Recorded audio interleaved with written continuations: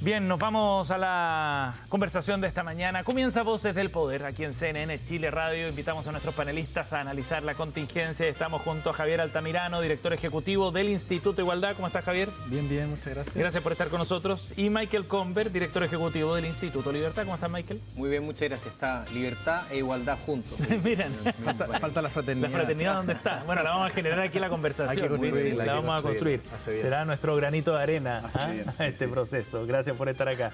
Bienvenidos. Oigan, bueno, partamos con la conversación en torno a la mega reforma. Bueno, de la mega reforma hemos hablado harto, pero si hacemos doble clic en el tema de la compensación para los alcaldes, esto se ha transformado en un asunto bien complejo. Ha tenido incluso repercusiones en la misma organización de los alcaldes a través de la Asociación Chilena de Municipalidades. Básicamente porque los alcaldes, sobre todo los de oposición, no están contentos con la fórmula de compensación para esas comunas. Y en ese contexto es que se está desarrollando la conversación. Michael, ¿cómo ves tú la forma en la que se ha abordado este asunto, que es lo último que queda por discutir en la práctica, más allá del Tribunal Constitucional, sobre la mega reforma? Sí, yo estuve en el encuentro de alcaldes en La Serena hace algunas semanas y ahí el Ejecutivo estuvo presente, estuvo el presidente Kast, estuvieron distintos personeros de oposición y oficialistas, y ahí quedó muy claro que el mensaje era compensar, que era mantener los ingresos de las comunas, sobre todo las municipalidades con menos recursos. Y en ese sentido, el mecanismo que se presentó hoy día cumple esa promesa. Entonces, en ese sentido, después viene una discusión de que no estamos de acuerdo con el cómo se hace, en fin, ahí podemos entrar en el detalle, pero me parece que acá el Ejecutivo ha realizado una cosa bien meritoria, que es cumplir su palabra, primero, y sobre todo cumplirle a los vecinos de las comunas con menos ingresos, en que sus municipalidades no van a disminuir en ingresos.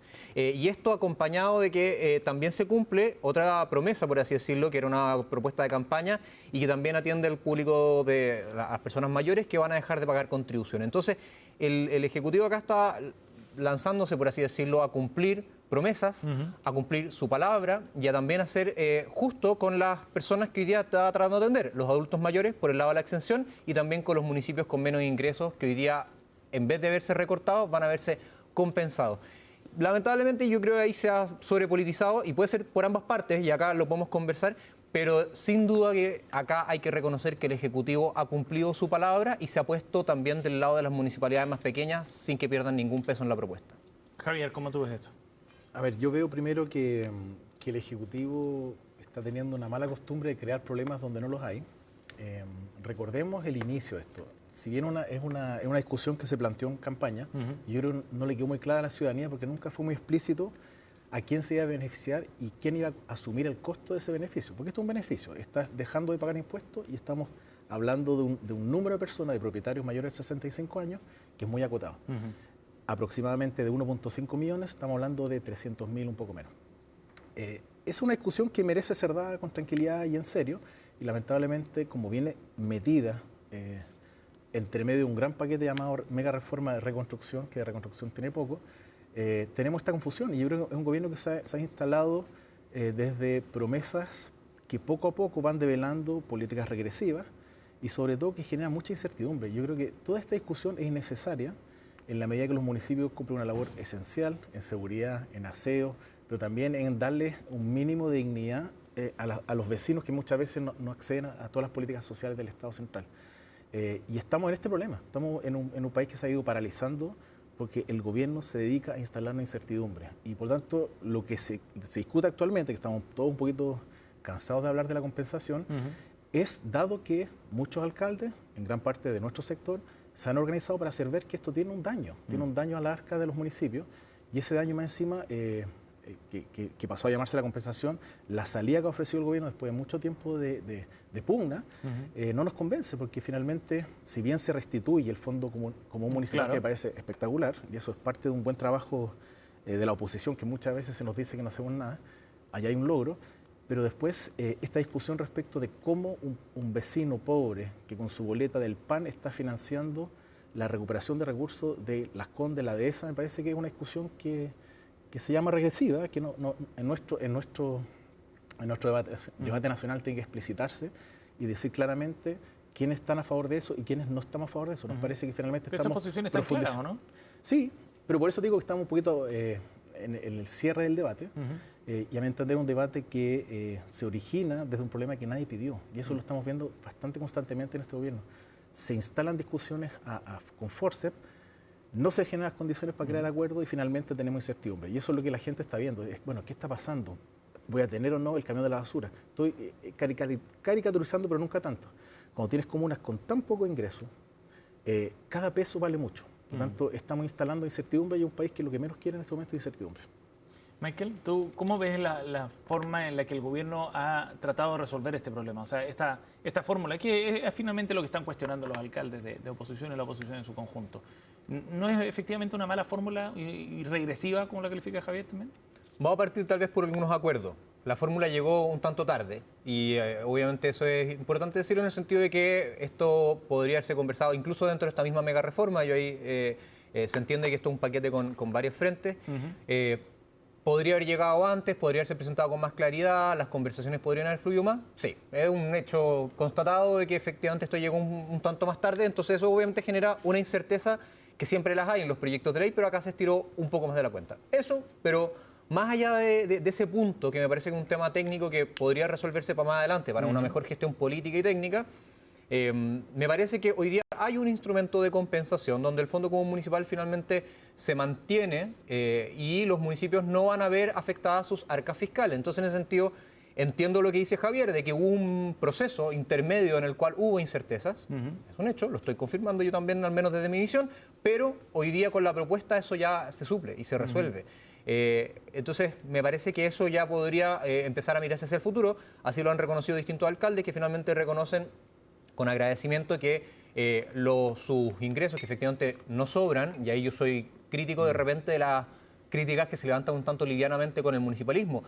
Hay mal gasto, hay ineficiencia, puede haber, y eso hay que avanzar en eso, en modernizar todas las municipalidades, pero son municipalidades que están en la primera línea atendiendo a sus vecinos, retirando la basura, atendiendo las necesidades sociales. Incluso los eventos son importantes, porque a veces se miran en menos el hecho de que los adultos mayores tengan el Pasemos Agosto y se ve como un gasto si fuera como de evento, como si fuera jarana. Sí. No, es el primer encuentro que tienen después del invierno los adultos mayores, fundamental para la salud mental, tiene un montón de beneficios y además crea comunidad. La cohesión social, en fin. Ese tipo de cosas hay que valorarlas en todos los municipios de Chile, hay que levantarla, hay que fortalecerla. Obviamente modernicemos y limpiemos todo lo que sea mal gasto, pero acá hay que proteger a los municipios y el Ejecutivo ha dicho, vamos con esa idea, va a proteger esos fondos y se va a avanzar en esa idea. Así que si hubo incerteza, ok, pero hacia ahora con certeza y con claridad para adelante. Oye, Javier, y finalmente, bueno, el ministro Quirós, de una forma bien particular, dice, bueno, si quieren, está la compensación, lo dejo con otras palabras, si no les gusta la idea, no hay compensación nomás. ¿Qué deberían hacer los alcaldes de la oposición finalmente y la oposición en el Congreso? No, mira, yo creo que, bueno, tú lo dijiste, ¿no? El alcalde Quirós no se caracteriza por... El ministro Quirós. Perdón. Mil disculpas. Ministro de Hacienda... El nuevo miembro de la Asociación de Municipalidades. El nuevo presidente No, el ministro Quirós, decía yo, tiene una cierta capacidad de, en cada declaración, mostrarse menos empático. Entonces se está superando, tiene su propio ranking. Ahora, yo creo que en este caso puntual, vamos a lo positivo, creo que el tono que Michael está invitando en esta mesa al menos, lo que nosotros pedimos en esta recta final, porque esto se discuta ahora en agosto, bueno, sentémonos a llegar a un acuerdo que nos parezca razonable a todas las partes. Y por eso el interlocutor se llama Alvarado. Y por eso nosotros creemos que esa discusión puede avanzar y tenemos la fe de que esto va a resultar. Porque lo que no puede pasar es lo que dice el ministro Quirós, justamente. No puede ser que uno, porque no le parece el tono del debate, dice, bueno, entonces no hacemos nada.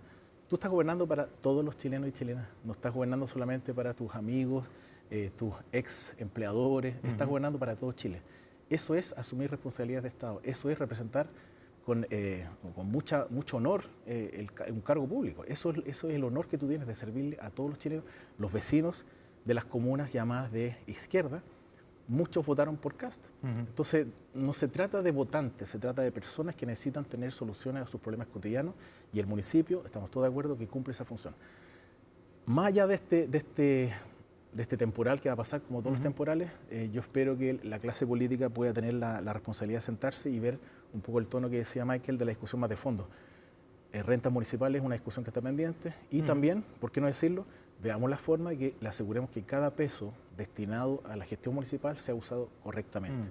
Entonces, buenos sistemas de control, que no significa más burocracia, significa hacerlo bien, de modo que todos tengamos tranquilidad de que cada peso que se usa efectivamente en beneficio de los vecinos y vecinas. Y ese es un tema que queda quizás más de fondo, respecto a gestión municipal, como se ha planteado también en términos quizás más duros respecto a cómo se está gastando la plata, sobre todo de sectores oficialistas, de que hay un mal gasto en definitiva de parte de los municipios, como una idea que queda un poco asentada quizás de toda esta discusión, Michael. O sea, es que esa imagen negativa la tiene el Estado completo. Entonces, cada uno tendrá que hacerse cargo de sus propias heridas y el Estado central también tiene sus propias ineficiencias y que tendrá que ir mejorando, pero los municipios también.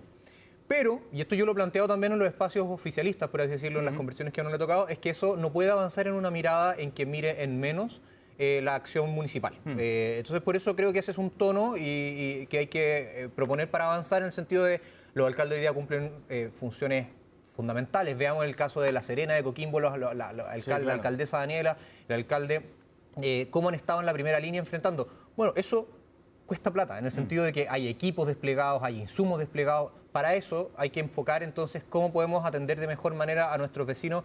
Sin duda, con ese tono de conversación y con esa mirada de nuestros alcaldes vamos a poder avanzar.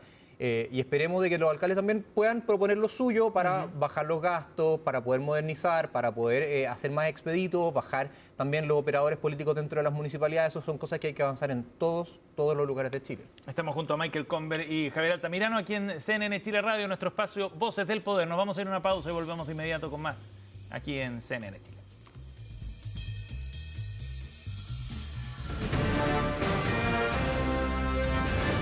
Hacemos una pausa y ya regresamos con CNN Chile Radio.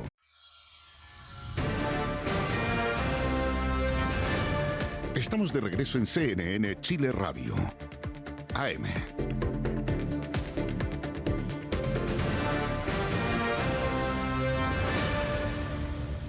Bien, estamos de vuelta aquí en CNN Chile Radio. Seguimos en Voces del Poder, nuestro panel de conversación. Estamos junto a Michael Comber y Javier Altamirano aquí en nuestro panel de esta jornada. Los invito a que conversemos sobre la situación incómoda, diría yo, para el gobierno y que puede ser un problema en algunos casos, de renuncias de distintas autoridades. En un comienzo esto partió como un asunto más casual, digamos, de un proceso de instalación que tenía sus ripios porque CEREMI, autoridades locales habían renunciado. Pero de acuerdo al antecedente que nos aporta nuestro también panelista de Voces del Poder, Danilo Herrera, han renunciado hasta ahora 2 ministras, 5 subsecretarios y 30 CEREMIs, en total desde que asumió el gobierno hace cerca de 4 meses. Las últimas renuncias del CEREMI del Trabajo, en la región de Tarapacá, del CEREMI de Vivienda, en la región del Maule, sin contar otros problemas ya más complejos en el caso de la región de Magallanes. ¿Cómo ves tú, Javier, lo que significa esto? ¿Qué interpretación haces política de esta llamativa salida de autoridades a solo 4 meses de que asuma el gobierno? Sí, mira, te puedo dar una respuesta de polemista y una respuesta de responsable. Vamos con la de polemista, si para eso estamos, ¿no? La respuesta polemista es que se están batiendo todos los récords, y son muy malos récords, 69 días el primer cambio de gabinete, altísima rotación. Estuve haciendo un cálculo y hay un cambio cada semana, o sea, es una cosa bien particular. Y por lo tanto, desde la crítica uno podría decir, bueno, esto evidencia una falta de preparación y una falta de tomar el peso a lo que significa asumir una tarea de gobierno. Mi respuesta más institucional y responsable tiene que ver justamente con por qué pasan estos fenómenos. Yo creo que son fenómenos que si bien han existido en otros gobiernos, no han sido de este nivel de gravedad. Y ahí es donde uno tiene que hacerse la pregunta más de fondo. Yo creo que la pregunta más de fondo tiene que ver con cuáles son las condiciones que tú creas en 2 sentidos. Y ahí yo responsabilizo políticamente al presidente Kast. Primero, en crear condiciones para que la tarea de servir a Chile desde el aparato público sea honrosa. Que tú te sientas motivado a ir a servir a tu patria. Si estás denostando todo el día el trabajo y la acción pública, evidentemente no suena muy entretenido ni atractivo para un desarrollo profesional y una forma de realización profesional. Y lo segundo, que también es culpa y responsabilidad de quien dirige y el director de orquesta, es cuáles son las condiciones que tú has creado para que haya distintas alianzas políticas que te permitan suplir tu falta de cuadro. Porque el Partido Republicano no tiene la densidad histórica y de desarrollo territorial y de implantación territorial que tiene una Renovación Nacional o una UDI. Y ante eso tú podrías crear condiciones de, bueno, hagamos una coalición y usted aportan, yo aporto y somos un equipo tras una tarea común.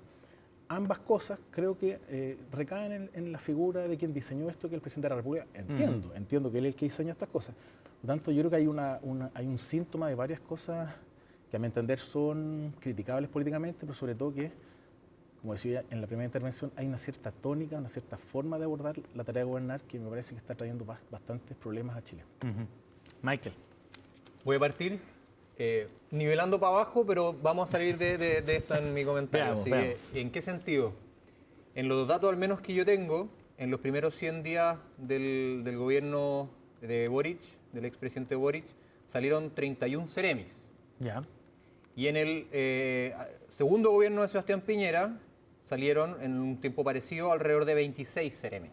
En el mismo periodo. En el mismo periodo de tiempo. Esos son los datos al menos que yo tengo. Ya. Entonces, en ese sentido, por eso digo que... No sería tan distinto. No sería tan distinto. Es que según mis datos, perdóname, ¿Ya? no, pero ya, Podemos tener discrepancia en los datos, tal vez, pero... No tengo la impresión de que los datos tal vez cubren periodos distintos, pero dale. Ok, el punto es, y en ese sentido no quiero validar esto, Ajá. solamente estoy poniendo un dato sobre la mesa en el sentido de que esto podría ser más normal tal vez de lo que creemos. No es una excepción. No es una excepción. Ya. Ahora, y también extendiendo una crítica política también al gobierno anterior en el sentido de que muchos fuimos de la opinión que después del papelón, por decirlo en simple, en coloquial, de Temucuicui, la ministra Siches debiera haber salido en el acto, debiera haber presentado su renuncia.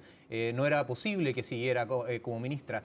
Y siguió un buen tiempo. Entonces, en ese sentido, claro, ahora hubo un cambio de gabinete del presidente Kast, que todos lamentamos esos reajustes, pero finalmente se acusa al golpe, se reordena y se sale para adelante jugando con una seriedad que a mí me parece igual que hay que reconocerla. Pagó los costos políticos y humanos que esto te conlleva y está avanzando. Entonces, en ese sentido, me parece que sí, han habido reajustes, esto probablemente responde a problemas de diseño, pueden haber problemas políticos subyacentes a esto, pero también hay que mirar esto en una lógica un poquito más transversal en el sentido de que los problemas de diseño en el gobierno de Gabriel Boric eran notorios en el sentido de los círculos concéntricos, las tensiones salían por los diarios, las frases contraproducentes que salían de ministros con otras carteras eran de la tónica semanal, al menos.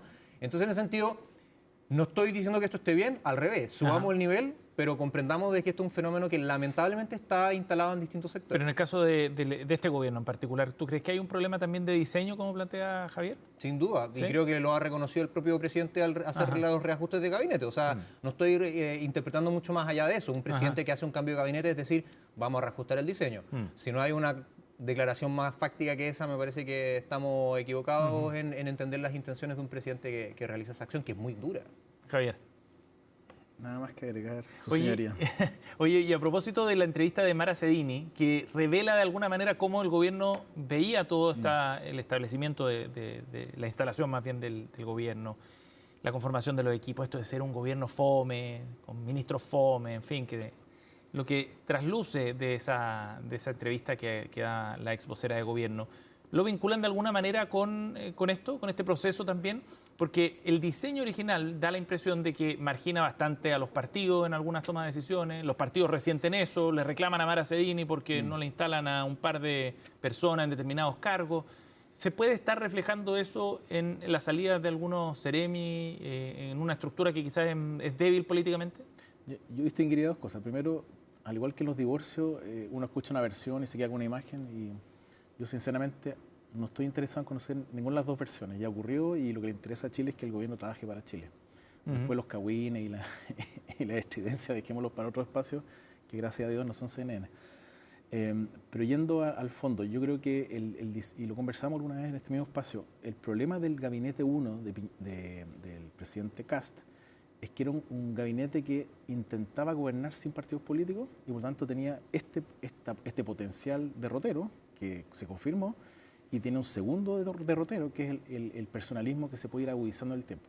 O sea, ha ido suprimiendo ministerios y a mí no me gusta el camino descendente de concentrar el poder en menos personas, en términos generales. Entonces yo creo que sí hay una decisión que es bien de fondo. No es solo poner rostros amables y telegénicos, sino que tiene que ver con una cierta mirada, una vez más, de qué es la política y cuál es la política que a mí me gustaría tener en mi gobierno. Y ese es el error de fondo. Y ha salido caro. El gobierno de Kast ha nos ha hecho pagar a todos los costos de incerteza, de incertidumbre, de desorden institucional, precisamente porque hay una visión muy desconfiada de lo público, del aparato estatal, de los recursos fiscales y de los partidos políticos. O sea, todo lo que hace un Estado de Derecho que funciona en los países que nosotros admiramos. Interesante ese punto también porque dentro de las propuestas políticas el PDG también está, digamos, construyendo ciertos relatos en base, en parte, a eso, a la denostación de la misma política. También. Cría cuervos, decía una profesora mía. Michael. Sí. Podemos coincidir en que hay que buscar maneras en las cuales las instalaciones de los gobiernos sean más efectivas, hay que afinar las relaciones con los partidos políticos, que nunca es simple, como decía antes, en el gobierno pasado, incluso en el segundo gobierno de Sebastián Piñera también hubo tensiones, siendo que eran mucho más tal vez partidistas las vinculaciones, hubo tensiones de muchos tipos. Entonces, esto es algo que está instalado hoy día en la clase política, al menos mi visión respecto del gobierno anterior es que estuvieron un año al menos frenados esperando el resultado de la convención y que después de perder el proceso hubo una reestructuración pero profunda de cómo se entendía la gestión del gobierno. Entonces en ese sentido también se pagaron los costos de estar esperando, sentados, muchas cosas porque venía el nuevo Chile que iba a salir de ese proceso que finalmente falló, gracias a Dios, y en ese sentido vemos como obviamente estas malas decisiones, y no estoy asumiendo que acá se hayan tomado malas decisiones, estoy diciendo de que hay malas decisiones en la política que hay que mirar con una cierta templanza, porque al parecer hay errores en todas partes y hay un tejado de vidrio un tanto delicado arriba de muchas personas. Y por eso lo que yo invitaría en ese sentido es a mirar el gobierno de José Antonio Kast como un gobierno que ha acusado el golpe. Notó problemas de diseño, acusó el golpe, está reestructurando y está tomando medidas bastante rápidas para poder enmendar el rumbo que han cometido gobiernos de distintos símbolos. Entonces, en ese sentido, veo como una cierta valentía en la figura del presidente en decir, vamos a enmendar el rumbo, reparamos, vamos a reconstruir, vamos a mirar cómo se arman mejores lazos con el gobierno. A Renovación Nacional se le están generando, por ejemplo, distintos espacios para poder conversar, con la UDI también, con Republicanos se les llamó un poquito al orden en un almuerzo. Me parece que es un presidente que está tomando ese liderazgo y obviamente tenemos que esperar en cómo se traduce eso en los hechos en vamos unas a ver semanas más. si da resultados o no. Lo último, un minuto para cada uno para referirse a este proyecto que ha presentado el presidente Kast para una reforma que destituiría a autoridades y establece como causal de destitución derechamente el consumo de drogas. Autoridades, ministros, subsecretarios, seremías, gobernaciones, delegaciones, alcaldes, etc. No incluye al presidente de la República, tampoco a jueces. Y eso quizás puede llamar la atención, sobre todo en el caso de los jueces. Javier, ¿cómo ves tú el proyecto? Primero. Mira, aquí no represento a nadie, no vengo con una bandera en este punto particular, porque es un tema que genera pasiones. Yo soy de quienes cree que debe ser así. Yo creo que el honor de servir a Chile tiene exigencias y tiene estándares. Todo lo que permita avanzar en esa dirección me parece genial. Respecto a los casos puntuales del presidente y los jueces, hay temas constitucionales que entiendo que deben ser eso a los que se apela, digamos. Y podría ser una discusión más de juristas respecto de la autonomía de los jueces, etc. Entonces, en la medida que haya un debido proceso y haya garantías que esto se hace correctamente, me parece que va en la dirección correcta. ¿Por qué? Porque el tráfico de drogas nos está destruyendo los barrios y la comunidad nacional. Y cuando lo tomamos en serio, tenemos que ser ejemplares. Esto no es un detalle, no es la marihuana recreativa que tú plantas en tu patio. Estamos hablando de tráfico de drogas. Y eso es muy dañino y lamentablemente, si alguien lo pasa bien con las drogas, tiene que dejar de hacerlo si quiere servir a Chile. Es un asunto de coherencia, digamos. Es un asunto de exigencia, dada la gravedad. Si estuviera en un momento que en las drogas fuera algo muy específico, no, esto está generando mucho daño al tejido social y mucho daño a las poblaciones. Y si de verdad nos interesa resolverlo, no podemos estar financiando ese daño. Si hay un momento en donde se va a producir la fraternidad que anunciamos al principio de este programa, es en este punto. Batalla absoluta a todo lo que sea la cultura del narco, en todo lo que sea promocionar esto con liviandad, o a no tomarle el peso a lo que implica el consumo de drogas en la vida de muchísimas personas. Saliendo incluso, pasa que, y ahí obviamente algunos dirán, bueno, la droga recreativa está perfecto, pero el punto es que hay una delgada línea entre eso y la adicción, o entre eso y la cultura, o entre eso y estar promoviendo indirectamente finalmente redes de narcotráfico. Entonces, en ese sentido, yo soy muy tajante en este punto. La droga es uno de los grandes flagelos de Chile, es por la razón por la cual las mamás chilenas no pueden dejar salir a sus niños a los barrios y los tienen encerrados en las casas viendo tele, porque no pueden permitirles estar en la calle, porque si no los captan o los meten en la droga. Los captan como soldados o los meten como consumidores. Entonces, en ese sentido, este es el gran dolor de Chile. Y si alguien lo niega es porque está equivocado. Entonces, en ese sentido, a mí me parece increíble poder coincidir en este punto, en el sentido de que acá hay un estándar, y así como se le exige a todas las autoridades públicas transparentar sus bienes, transparentar cuáles son sus relaciones familiares, sus intereses, o sea, hay un montón de exigencia de transparencia. Bueno, acá hay una exigencia más que me parece totalmente coherente con lo que se requiere para Chile. Michael Conver y Javier Altamirano con nosotros esta mañana en Voces del Poder. Gracias, Javier. Gracias, Michael. Que tengan un buen día. Nos vamos a ir a una pausa, 10 de la mañana con 7 minutos. Cielos cubiertos acá en Santiago. Todavía caen algunas gotitas en distintos puntos. Lluvia en algunos sectores, chubascos en otras partes. 11,9 grados la temperatura, máxima de 15 para hoy en la capital. Pausa y ya volvemos con más.